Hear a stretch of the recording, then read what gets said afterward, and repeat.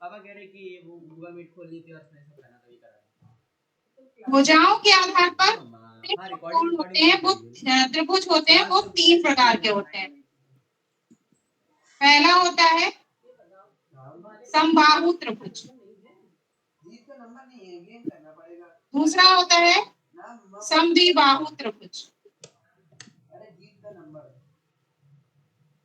और तीसरा होता है विषमबाहु त्रिभुज। वो रिकॉर्ड हो रहा है। इसी तरीके से कोणों के आधार पर भी 3 प्रकार के होते हैं। पहला होता है न्यून कोण त्रिभुज, मम्मा जरा मैं करता हूँ, ठीक है। दूसरा होता है अधिक कोण त्रिभुज और तीसरा होता है समकोण त्रिभुज। ठीक, सबसे पहले त्रिभुज क्या है? त्रिभुज 3 भुजाओं से घिरी हुई आकृति है जो 2 प्रकार की होती है। पहला भुजाओं के आधार पर, दूसरा कोणों के आधार पर। भुजाओं के आधार पर 3 प्रकार के हैं, समबाहु त्रिभुज, समद्विबाहु त्रिभुज, विषमबाहु त्रिभुज। कोणों के आधार पर भी 3 प्रकार के हैं, न्यून कोण त्रिभुज, अधिक कोण त्रिभुज और समकोण त्रिभुज। अब हम इनके बारे में थोड़ा थोड़ा समझ लेंगे। समबाहु त्रिभुज जिसमें तीनों भुजाएं बराबर हों, तीनों भुजाएं क्या होंगी? बराबर होंगी। समबाहु, सम मतलब समान, बाहु मतलब भुजा, जिसकी सारी भुजाएं समान होंगी। समद्विबाहु, इसमें केवल 2 भुजाएं समान होंगी। ठीक है, इसमें केवल 2 भुजाएं, सम मतलब बराबर, द्वि मतलब 2, बाहु मतलब भुजा। तो समद्विबाहु में 2 भुजाएं बराबर होंगी और विषम बाहु में कोई भी भुजा बराबर नहीं होगी। विषम मतलब सब अलग अलग है। ठीक है, सारी भुजाओं की नाप अलग अलग होगी, इसमें कोई भी भुजा सेम नहीं होगी। ठीक है, समझ में आया? फिर से हम इसको कर दे रहे हैं। समबाहु त्रिभुज इसमें तीनों भुजाएं बराबर हैं। समद्विबाहु त्रिभुज नाम से भी समझ लिया करें, सम मतलब बराबर, द्वि मतलब 2, बाहु मतलब भुजा। समद्विबाहु जिसकी 2 भुजाएं बराबर। ठीक, विषम बाहु, विषम होता है सम का उल्टा, तो सम मतलब समान, तो विषम मतलब अलग अलग, भिन्न भिन्न, जिसकी सारी भुजाएं क्या होंगी? अलग अलग होंगी। ये हो गया भुजाओं के आधार पर। अब बात करते हैं कोणों के आधार पर। कोणों के आधार में सबसे पहला है न्यून कोण। तो इसमें क्या होगा? इसका कोण क्या होगा? न्यून कोण होगा, मतलब 90 डिग्री से कम के कोण होंगे, तब वो होगा न्यून कोण त्रिभुज। अधिक कोण, कोई भी एक कोण इसमें 90 से अधिक होगा। ठीक है, 90 से अधिक होगा और 180 से कम होगा, वो हो जाएगा अधिक कोण त्रिभुज। समकोण त्रिभुज, इसमें एक कोण 90 डिग्री का होगा। ठीक, फिर से एक बार हम कर रहे हैं। कोणों के आधार पर 3 प्रकार के हैं, न्यून कोण त्रिभुज, अधिक कोण त्रिभुज और समकोण त्रिभुज। न्यून कोण त्रिभुज में कोई एक कोण जो है न्यून कोण होगा। समझ में आया? कोई भी त्रिभुज जो कोण होंगे वो न्यून कोण होंगे, सारे 90 अंश से कम के कोण होंगे। अधिक कोण त्रिभुज, कोई एक कोण, कोई भी एक कोण 90 से अधिक होगा और 180 से कम होगा। समकोण त्रिभुज, कोई भी एक कोण 90 अंश का जरूर होगा, वो समकोण त्रिभुज होते हैं। अब हमें इन चीजों को ध्यान रखना है। मेनली जो क्वेश्चंस आते हैं आपके एग्जाम में वो समबाहु त्रिभुज से रिलेटेड और समकोण त्रिभुज से रिलेटेड आते हैं। समबाहु त्रिभुज की एक और खास पहचान है कि इसके तीनों कोण 60 डिग्री के होते हैं। तीनों के तीनों कोण 60 डिग्री के होते हैं, वो हो गया समबाहु त्रिभुज। तो समबाहु त्रिभुज की 2 पहचान है, तीनों भुजाएं बराबर होंगी, तीनों कोण बराबर होंगे और तीनों कोण कितने अंश के होंगे? त्रिभुज से जुड़ी हुई कुछ जानकारियां एक और याद रखिएगा। तीनों कोणों का योग 180 अंश होता है। तीनों कोणों का योग 180 अंश होता है। इस फॉर्मूले की हमें बहुत जरूरत पड़ने वाली है, तो सभी लोग इसको ध्यान रखेंगे। तीनों कोणों का योग 180 अंश होता है। इसके बाद इसके बारे में हमें जानना है इसका क्षेत्रफल, इसका परिमाप। परिमाप की जगह कभी कभी एग्जाम में परिधि लिखा होता है। क्या लिखा होता है? परिधि। ठीक है, तो इतना समझ में आया हो तो बताइए, फिर इसको बिगाड़ते हैं। बिगाड़ने के बाद जो है हम इसके कुछ फॉर्मूले हैं वो हम लिख देंगे। अगर समझ में आ गया हो बच्चों तो यस लिख दो, अदरवाइज हम आगे बढ़ते हैं। ओके ठीक है।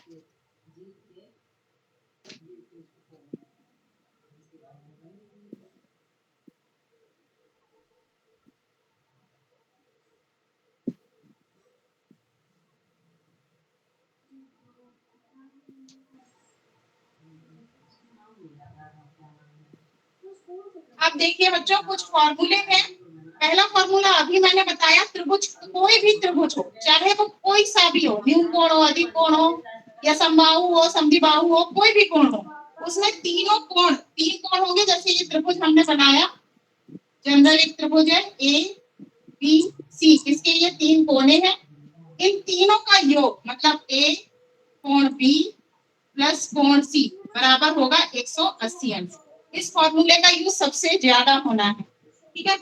दूसरा आती है त्रिभुज का क्षेत्रफल। हम पूरा त्रिभुज नहीं रखेंगे, इस तरह से ट्रायंगल में एक सिंबल बनाएंगे तो समझ जाना ये त्रिभुज लिखा है। त्रिभुज का क्षेत्रफल। नेहा स्क्रीन ब्लर हो रही है बीच बीच में, फिर स्क्रीन ब्लर हो गई। सर हो सकता है नेटवर्क इशू हो। हाँ नेटवर्क इशू हो सकता है, ये हो सकता है।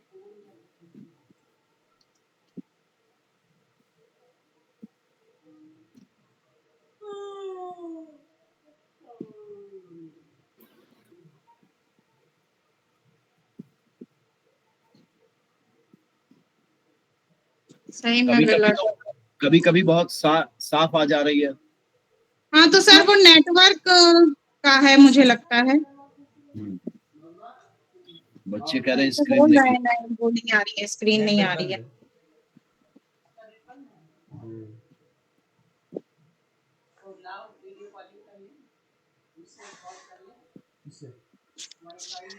वाईफाई से ये खुला है। नंबर पता ही नहीं उसका, नंबर नहीं पता, वही तो बात है, नंबर ही नहीं पता है। अभी तो स्पेलिंग देखिए ABRAL है, लेकिन उसमें आंसर ही कोई नहीं दिखा रहा है। सर आई क्या? अभी नहीं आ रही है। अभी नहीं आ रही है, ब्लर आ रहा है बिल्कुल। हाँ अब साफ, अभी हल्का सा, हाँ हाँ साफ आई, अब आ गई साफ। ठीक।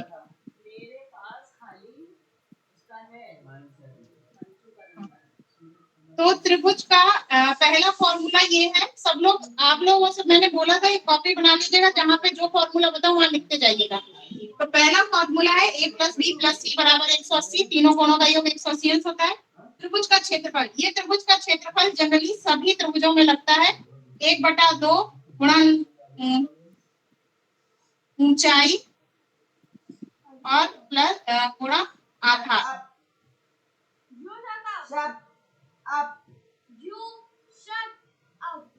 ऊंचाई हो गई ये, ठीक, और आधार हो गया जिस पर ये त्रिभुज खड़ा है, त्रिभुज जिस पे बना है वो आधार हो गया, ये ऊंचाई हो गई। त्रिभुज का क्षेत्रफल, अगर बोले त्रिभुज का क्षेत्रफल तो भी हमें यही फॉर्मूला लगाना है। अगर बोले समद्विबाहु त्रिभुज का क्षेत्रफल तो भी हमें यही फॉर्मूला लगाना है, ठीक है। फॉर्मूला यही रहेगा। और समबाहु त्रिभुज का बस अलग हो जाता है। अगर समकोण त्रिभुज का बोलेंगे तो भी हमें यही फॉर्मूला लगाना है, कोई भी कंफ्यूजन नहीं होना है, ठीक है। समबाहु त्रिभुज का क्षेत्रफल हमें नहीं पता है, आपको एक यही त्रिभुज का क्षेत्रफल में याद रखना है, 1/2 ऊंचाई गुणा आधार। तीसरा है समबाहु त्रिभुज का क्षेत्रफल, इसका क्षेत्रफल का फॉर्मूला अलग है। तो ये होता है √3/4 और भुजा का स्क्वायर, ठीक है। ये समबाहु त्रिभुज का फॉर्मूला है, त्रिभुज का क्षेत्रफल।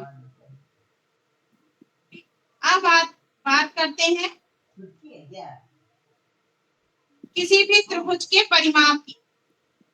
त्रिभुज का परिमाप, कभी कभी क्वेश्चन में परिमाप नहीं परिधि भी लिख के आता है, तो उससे कंफ्यूज मत होइएगा।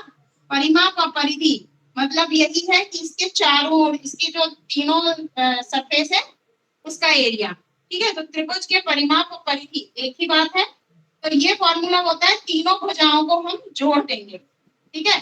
तो जैसे ये वाली भुजा मान लीजिए ए है, ये बी है और ये सी है, तो तीनों भुजाओं का योग हो जाएगा ए प्लस बी प्लस सी। तो ये त्रिभुज का परिमाप हो गया, ठीक है। ये इसमें फॉर्मूले नोट कर लीजिए, जब नोट हो जाए तो बताइए, आगे हम क्वेश्चन सॉल्व करेंगे अब।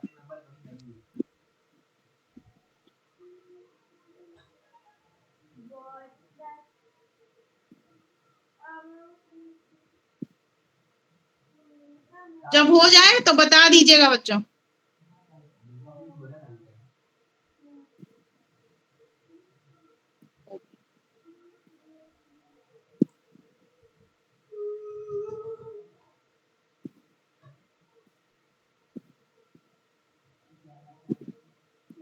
बिगाड़े से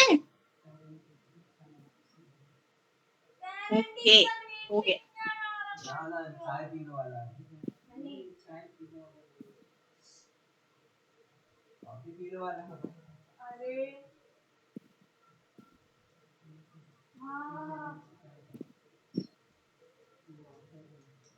अब हम लोग करते हैं सवाल त्रिभुज से रिलेटेड।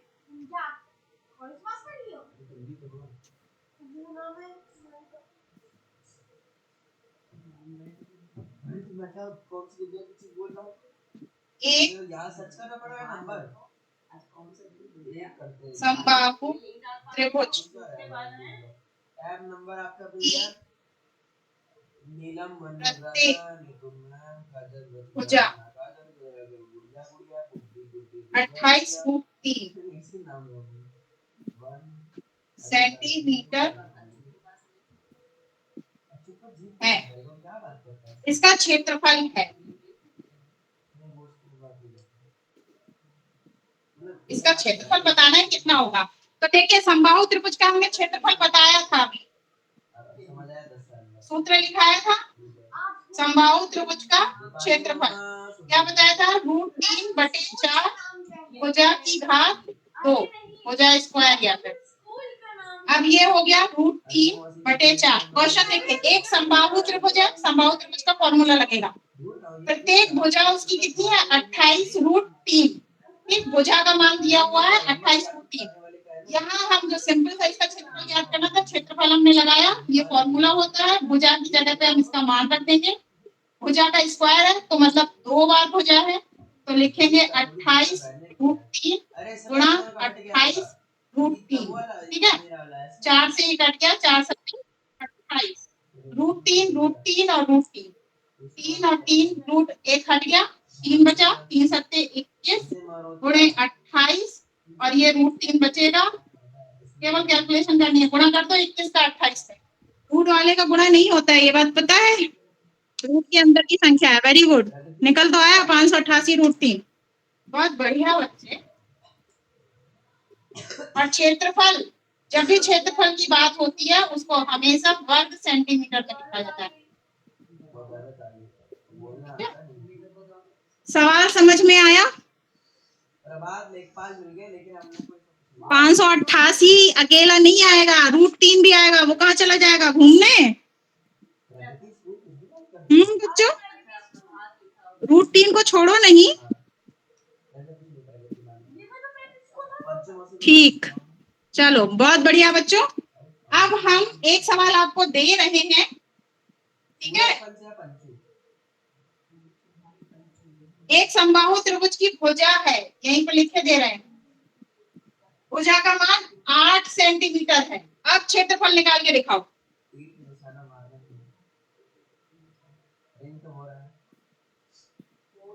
फॉर्मूला पता है, भुजा की वैल्यू हो गई 8 सेंटीमीटर।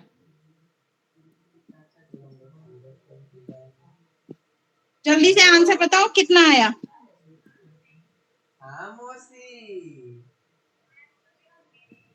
दीदी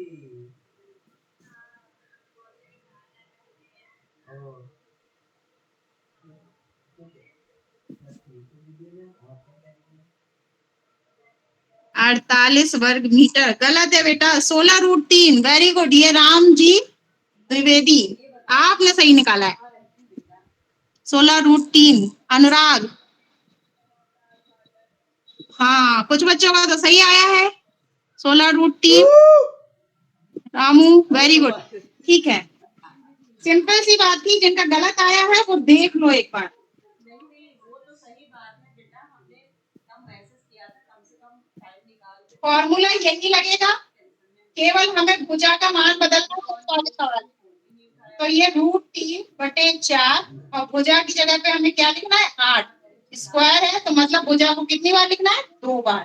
तो 8 गुणा 8, 4 से भाग दिया, 4 दूनी 8, 2 8 16, 16√3 सेंटीमीटर में है तो आंसर हो जाएगा वर्ग सेंटीमीटर।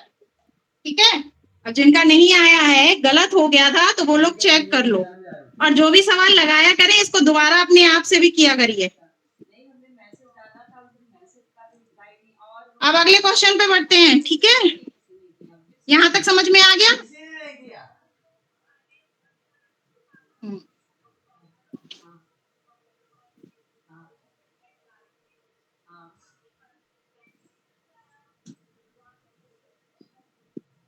अगला क्वेश्चन, मेरा 16 हो गया है ना? यदि किसी त्रिभुज के आधार तथा ऊंचाई दोनों को दुगना कर दिया जाए तो इसका क्षेत्रफल मूल त्रिभुज के कितने गुना होगा? अरे आप तो आ सकते हैं, कोई आप बच्चों यहाँ ध्यान दीजिएगा। देखिए क्वेश्चन लिखा है, यदि किसी त्रिभुज, अब त्रिभुज का कोई प्रकार नहीं लिखा है, कोई भी त्रिभुज है, ठीक है, उसका आधार और ऊंचाई क्या दिया हुआ है, आधार और ऊंचाई, उन दोनों को कितना कर दिया है, दुगना कर दिया है। ठीक, तो पहले हमारे पास ये त्रिभुज था, ठीक, ये आधार था, आधार मान लो A, और ये ऊंचाई H थी। अब इसको 2 गुना कर दिया है, मतलब जो ऊंचाई है उसको डबल कर दिया, तो 2H, और आधार भी दुगना कर दिया, मतलब ये 2A। तो त्रिभुज तो बड़ा हो जाएगा, ऊंचाई भी बढ़ गई और आधार भी बढ़ गया। तो कह रहे हैं कि पुराना जो त्रिभुज है उसका कितना गुना। तो फॉर्मूला देखो बच्चों क्या है, त्रिभुज का क्षेत्रफल, साधारण त्रिभुज का क्षेत्रफल हमने लिखाया है ना अभी, 1/2 आधार गुणा ऊंचाई, ये सूत्र होता है। आधार कितना हो गया, 2A हो गया, ठीक, दुगना हो गया ना, तो 2 हो गया। ऊंचाई कितनी हो गई, ये भी कितनी हो गई, 2 हो गई, तो 2 दूनी 4 हो गया, 4, और AH अलग रहेगा, AH और ये, तो 4, और ये हो गया पुराना त्रिभुज। कुल मिला के कितना हो गया, 4 गुना, पुराने त्रिभुज का कितना हो गया, 4 गुना। जब भी आधार और ऊंचाई 2 गुनी होगी, या तो याद कर लो कि 4 गुनी हो जाएगी, क्योंकि डबल डबल बढ़ रही है। जब 2 का गुणा करेंगे तो ऑटोमेटिक 4 हो गया, ठीक। अगर 3 गुना करेंगे तो 3 दिया 9, तो 9 गुना हो जाएगी, ठीक है, उसके डबल बढ़ेगी, ठीक, स्क्वायर में बढ़ेगी, वर्ग में। तो ये हो गया 2 दूनी 4, तो 4 गुना होगी। तो यहाँ पे क्या लिख देंगे, 4 गुना। आंसर जो होगा वो होगा 4 गुना। ये वाला क्वेश्चन समझ में आया?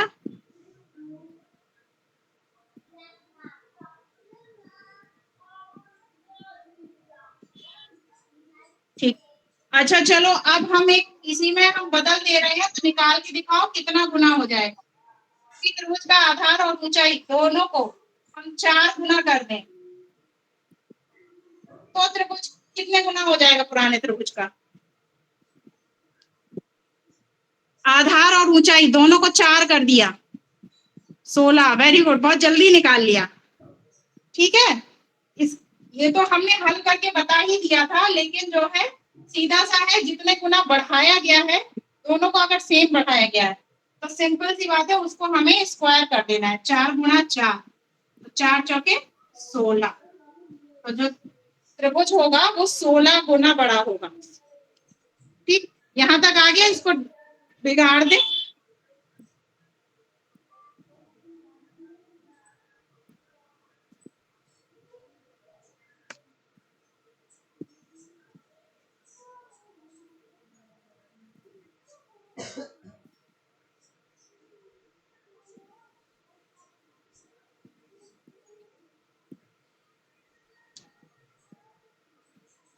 अगला क्वेश्चन,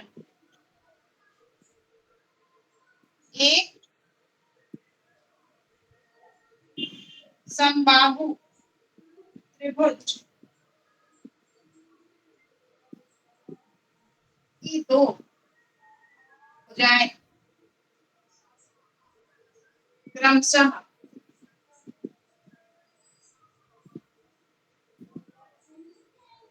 x प्लस 11, एक ये है सेंटीमीटर और दूसरी है 4x प्लस 1 सेंटीमीटर है। इस त्रिभुज का परिमाप ज्ञात करना है। क्या करना है? त्रिभुज का परिमाप ज्ञात करना है। तो बच्चों, त्रिभुज का परिमाप ज्ञात करने के लिए हमें पहले भुजा पता होनी चाहिए, है ना, क्योंकि हमारे पास फॉर्मूला जो होता है, कोई भी त्रिभुज का परिमाप हो, हमें उसमें क्या करना है? भुजाओं को जोड़ना है, a प्लस बी प्लस सी।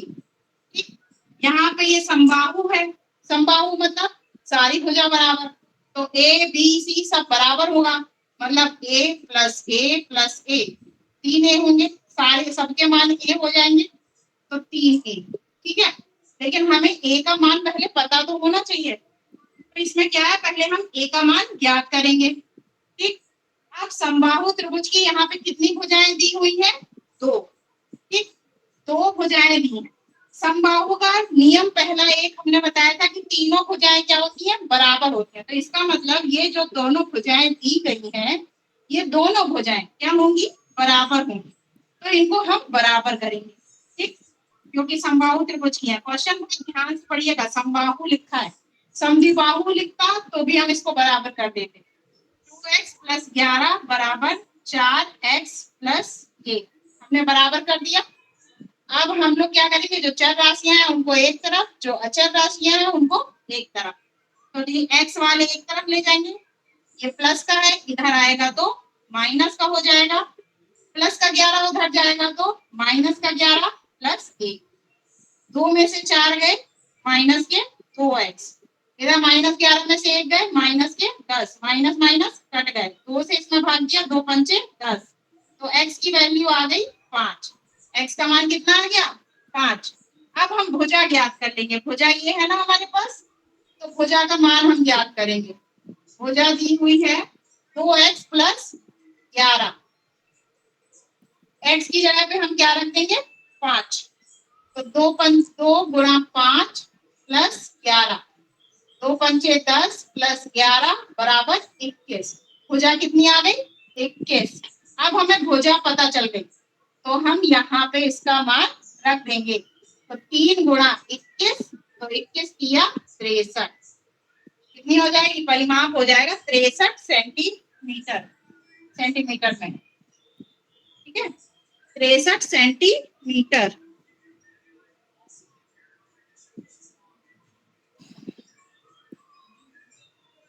ठीक है बच्चों,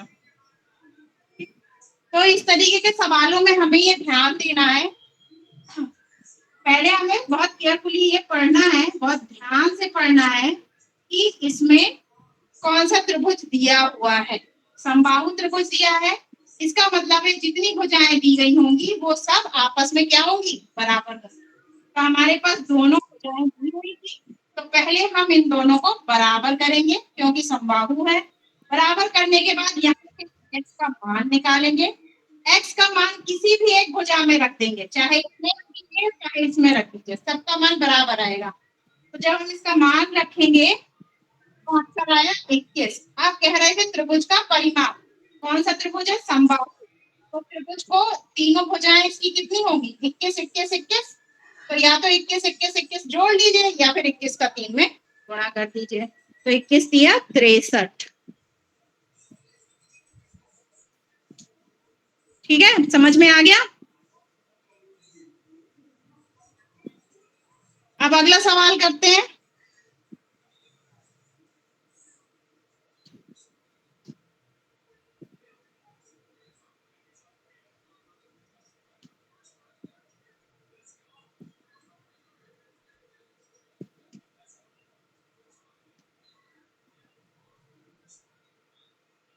एक फॉर्मूला हम लिखाना शुरू करेंगे, उसको भी लिख लीजिए। पाइथागोरस प्रमेय आप लोगों ने पढ़ी होगी, पढ़ी है? सबने पढ़ी है पाइथागोरस प्रमेय? ओके, ठीक है। तो इसमें क्या होता है? कर्ण का स्क्वायर बराबर होता है लंब का स्क्वायर प्लस आधार का स्क्वायर। पाइथागोरस प्रमेय के लिए सबसे ज्यादा जरूरी होता है कि जो त्रिभुज होना चाहिए वो समकोण होना चाहिए। ठीक, अगर समकोण त्रिभुज नहीं है तो पाइथागोरस प्रमेय नहीं लगेगी। ठीक, और 90 अंश का कोण जिस भुजा पे बनता है उसको हम आधार कहते हैं।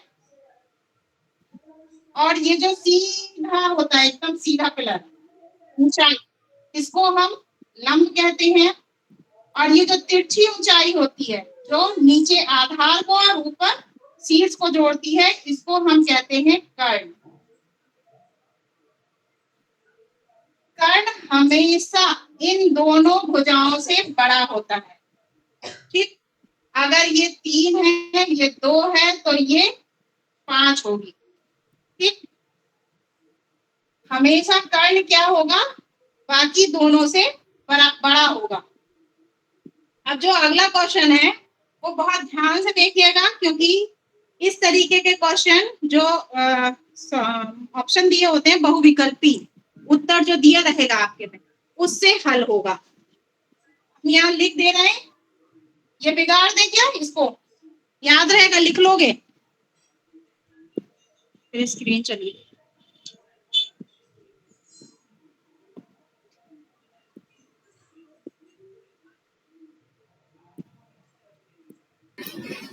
स्क्रीन ब्लर हो गई नेहा तुम्हारी?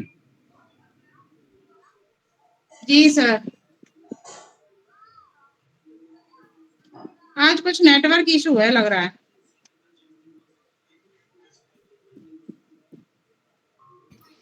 बीच में अच्छी क्लास चल रही थी, इस समय बस ब्लर हो गया थोड़ा। बच्चे जब उतारने जा रहे थे तभी ब्लर हो गया।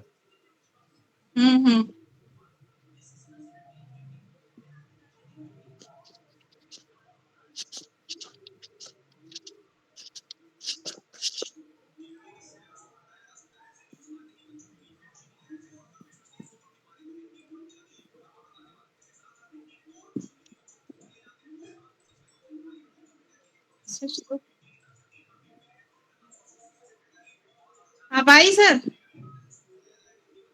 हाँ, आ गई। आ गई आ गई।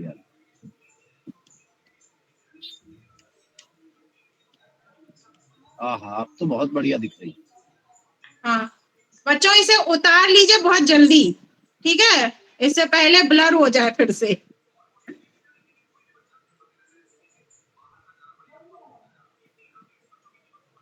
हो गया? बड़े जल्दी उतारते हो तुम लोग, तो गणेश जी को फेल करे हो यार। हाँ बच्चों,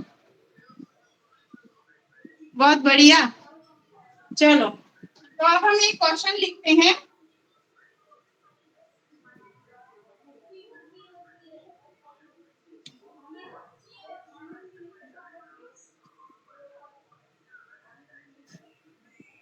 एक क्वेश्चन है, निम्न में से कौन सा पाइथागोरियन त्रिक है? ये क्वेश्चन आ चुका है बच्चों पहले, 2023 के क्वेश्चन में नवोदय में पूछा गया था। ठीक है, तो इसके ऑप्शन देख लीजिए। हम पहले ऑप्शन लिखे दे रहे हैं, फिर आपको समझाएंगे कि क्या जरूरत है इसकी। 2, 3 और 5। तीसरा ये वाला है 5, 7 और 9, 8, 15, 17 और इधर पे है 6, 9, 11। ठीक है, पाइथागोरियन त्रिक क्या होते हैं? जो हमने अभी पाइथागोरस थ्योरम लगाई थी, प्रमेय जो लगाई थी, कर्ण का स्क्वायर बराबर लंब का स्क्वायर प्लस आधार का स्क्वायर। ठीक है, तो इस सवाल में हमें इस फॉर्मूले पे इन ऑप्शंस को चेक करना है 1 बाय 1। कुछ तो हमें याद ही रख लेने चाहिए, जैसे 3, 4, 5 ये पाइथागोरियन त्रिक होते हैं। अभी हम बता रहे हैं कैसे होते हैं। तो कर्ण का स्क्वायर, कर्ण हमने बताया था सबसे बड़ी भुजा होती है। ठीक है, ऐसे बनता है ना त्रिभुज, ऐसे ये कर्ण हुआ, तो कर्ण जो है सबसे बड़ा होता है। अब हम 1 बाय 1 चेक करेंगे।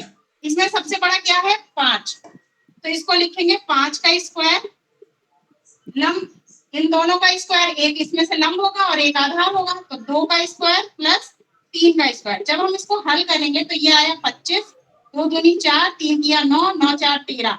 क्या ये बराबर है? नहीं है। तो इसका मतलब ये पाइथागोरियन त्रिक नहीं है। ठीक है, ये क्या है? पाइथागोरियन त्रिक नहीं है।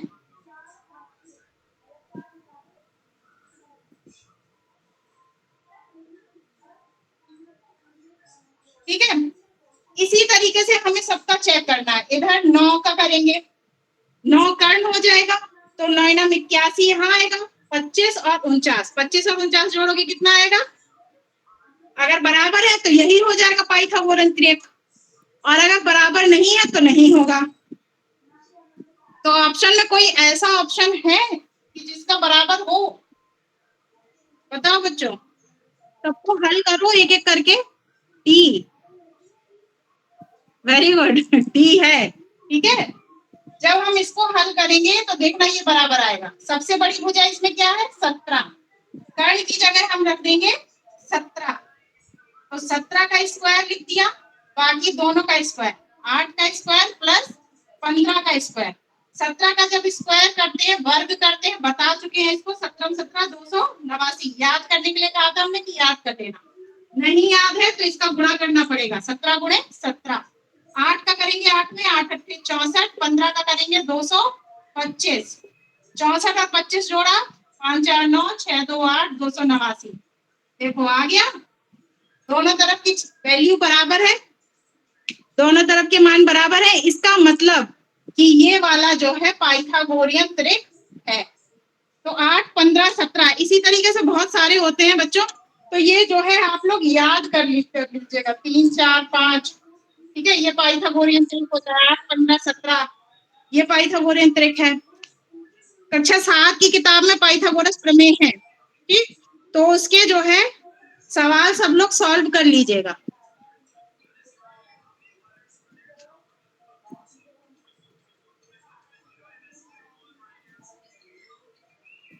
पेज नंबर मैं बता दे रही हूँ, कक्षा 7 की कौन सी किस पेज नंबर पे है।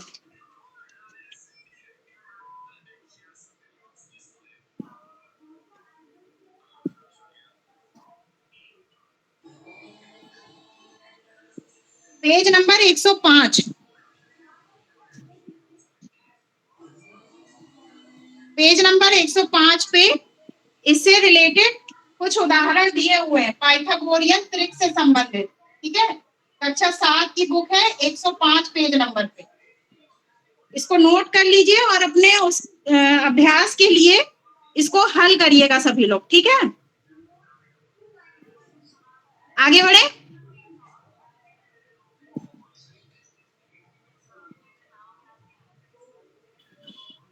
ओके, बहुत बढ़िया बच्चों। ठीक,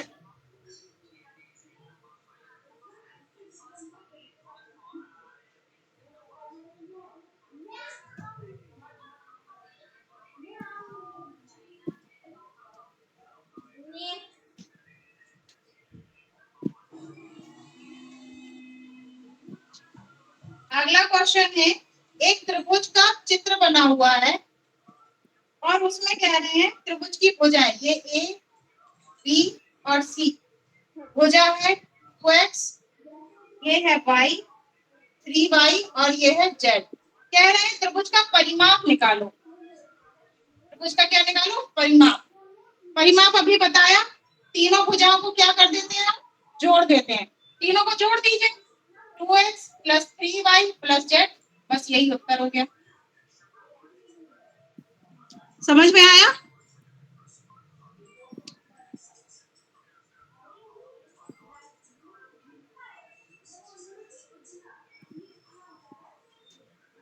जब भी इस तरीके से कोई सवाल हो जिसमें सारी वैल्यूज अलग अलग हो, ठीक है, तो वो आपस में जुड़ेंगी नहीं, क्योंकि ये विजातीय पद है, सजातीय पद नहीं है। ठीक, ये x है, ये y है और ये z है। अगर सब में x होता है, ये सब में y होता है, ये सब में z होता, तभी ये आपस में जुड़ेंगी राशियां। अदरवाइज सीधा सीधा उत्तर बस हम यही लिख देंगे, 2x plus 3y plus z, ये आंसर हो गया। परिमाप में हमें कुछ नहीं करना है, तीनों भुजाओं को जोड़ देना है। समझ में आ गया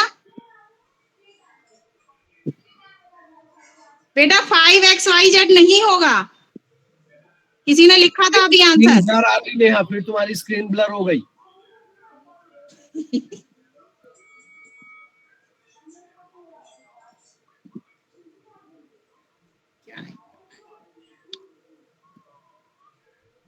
आ गई?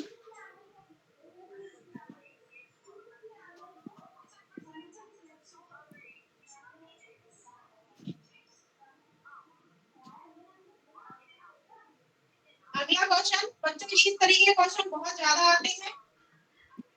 एक त्रिभुज के कोणों में 2, 3 और 4 का अनुपात है।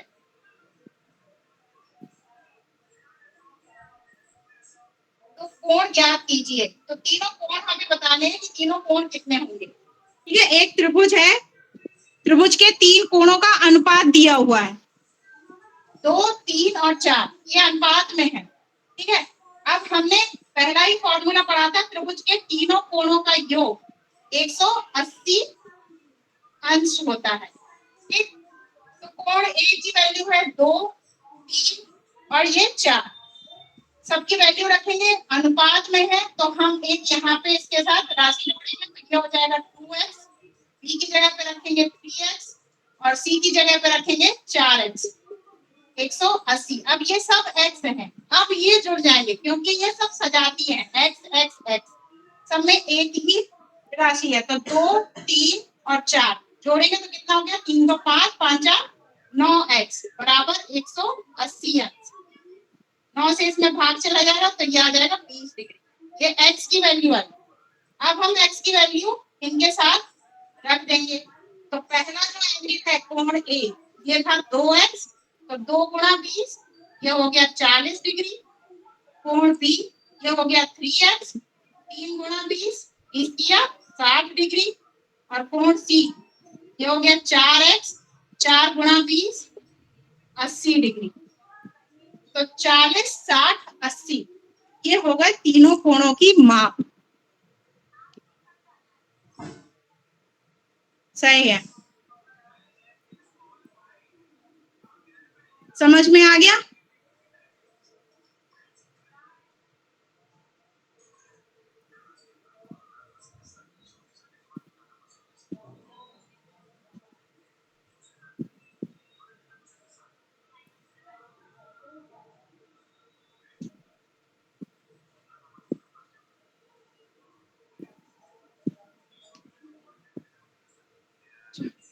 अब इसको बिगाड़ देंगे।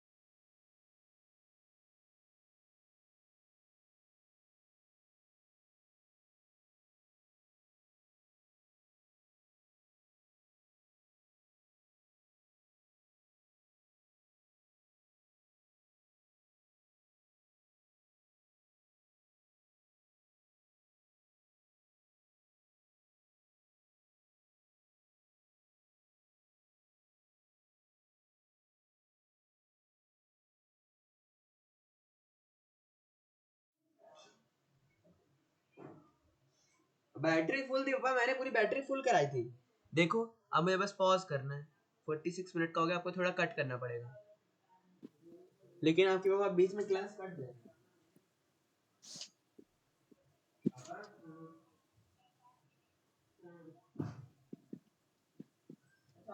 डी तो बता दिया आंसर। कैसे बता दिया? आंसर नहीं पूछ रहे हैं हम, 36 और 81 जुड़वा रहे हैं। इसमें चार्ज मैंने पूरा फुल कर रखा था, और तब 36 और 81 जोड़ के बताओ। ये चार्ज फुल था ये। ठीक है,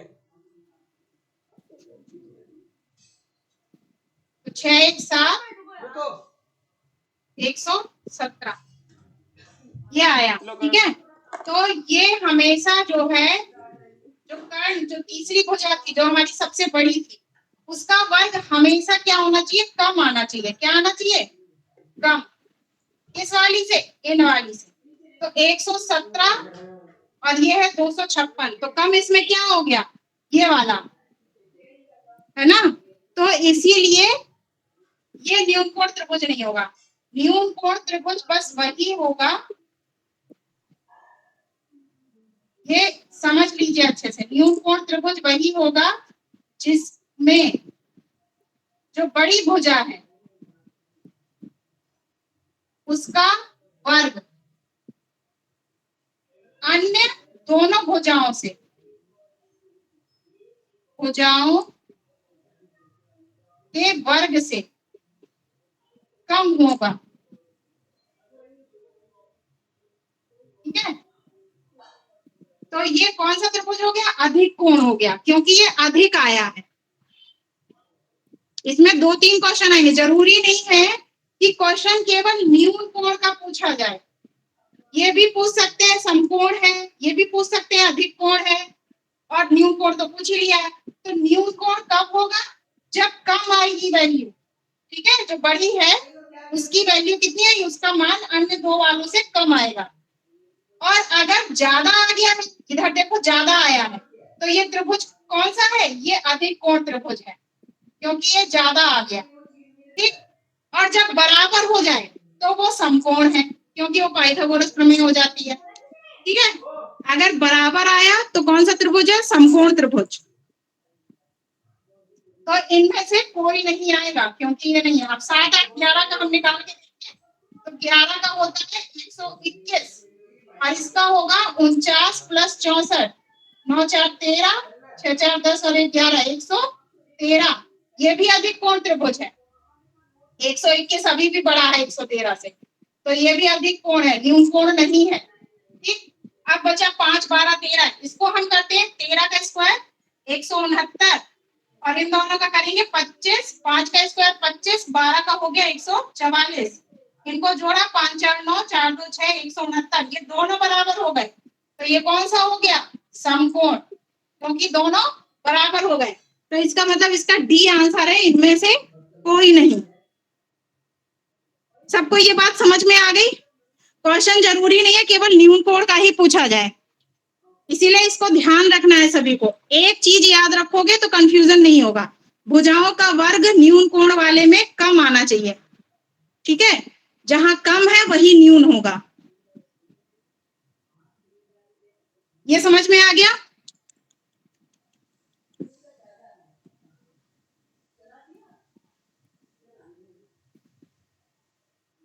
एफ तो विकल्प में ही नहीं है बच्चा, एफ कहां से आ गया तुम्हारा आंसर? ठीक, अच्छा, अब आप लोग सवाल जो है इसके हो गए हैं। अब अभ्यास के लिए जो सवाल आपको लगाने हैं, कक्षा 7 की किताब है, पेज नंबर 273।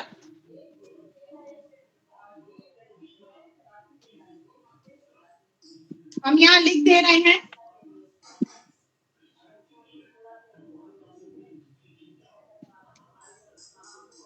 कक्षा 7 की किताब में, हो सकता नई किताब में कुछ नंबर चेंज हो, पेज नंबर 273 बता दे रहे हैं। जो पाठ का नाम है वो है क्षेत्रमिति मेंसुरेशन, क्षेत्रमिति या मेंस्ट्रुएशन ऐसे करके लिखा होगा, ठीक है। चैप्टर का नंबर है 12, 12वां चैप्टर है और अभ्यास है आपकी 12D।